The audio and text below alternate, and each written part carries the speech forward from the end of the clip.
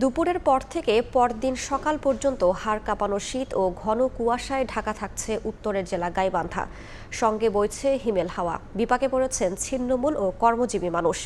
উত্তরের শীতের খবর জানাতে গাইবান্ধা থেকে যুক্ত হচ্ছেন রিপোর্টার বিপ্লব ইসলাম। সরাসরি যাচ্ছি তার কাছে। হিমেল হাওয়ার শীতে কিন্তু গাইবান্ধার যে জনজীবন এটি কিন্তু বিপর্যস্ত হয়ে পড়েছে। একেবারে উত্তরের জেলা গাইবান্ধায় আমরা দেখছি যে সকালের পর থেকেই কিন্তু ঘন কুয়াশার সাথে হিমেল হাওয়া বইছে। এতে কিন্তু নিম্ন আয়ের যে মানুষ, কর্মজীবী যে মানুষ, তারা কিন্তু বিপাকে পড়েছে।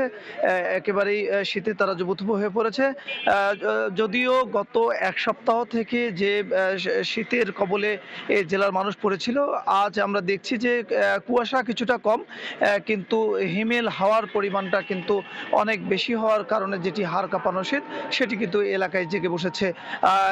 গাইবান্ধা জেলায় কিন্তু প্রায় ছয়টি বড় নদী রয়েছে। এই নদীর চর অঞ্চল বিশিষ্ট যে এলাকাগুলো, সেই এলাকার মানুষ কিন্তু সবচেয়ে বেশি দুর্ভোগে পড়েছে। পাশাপাশি এই এলাকার অধিকাংশ মানুষ কর্মজীবী, তারা কিন্তু সকালে সেই তাদের নির্দিষ্ট কর্মের উদ্দেশ্যে বের হতে পারছে না। তারা যেটি বলছেন যে সকালের পর থেকে একেবারেই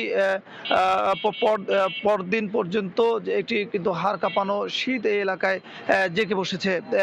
পাশাপাশি আমরা দেখছি যে প্রতিটি শীতে, প্রতি বছরের শীতে কিন্তু এই সকল নিম্ন আয়ের মানুষ, নিম্ন আয়ের কর্মজীবী মানুষ, তাদের কিন্তু শীতবস্ত্র বা বিভিন্ন সহযোগিতা করা হয়ে থাকে। আমরা দেখছি যে প্রায় কিন্তু এক সপ্তাহের অধিক সময় ধরে এই শীত চলমান থাকলেও কিন্তু জেলায় সরকারি বা বেসরকারিভাবে এই সকল শীতত মানুষের পাশে কিন্তু তেমন কাউকে এগিয়ে আসতে আমরা দেখছি না, বা প্রতি বছর যেটি শীতবস্ত্র বিতরণ হয়ে থাকে সেটিও কিন্তু এবার নেই। তারা যেটি বলছেন যে শীতবস্ত্রের অভাবে কিন্তু তারা কষ্টের মধ্যে জীবনযাপন করছেন। তারা সরকারি বেসরকারি মাধ্যমে কিন্তু এই সকল এলাকায় শীতবস্ত্রের দাবি করছেন। পাশাপাশি এই এলাকার মানুষজন যেহেতু অনেক মানুষজন কৃষিজীবী মানুষ, সেই কৃষিজীবী মানুষজন কিন্তু সকালে তাদের নির্দিষ্ট কর্মে যেতে পারছে না, যে কারণে কিন্তু কৃষিকাজও কিছুটা ব্যাহত হচ্ছে।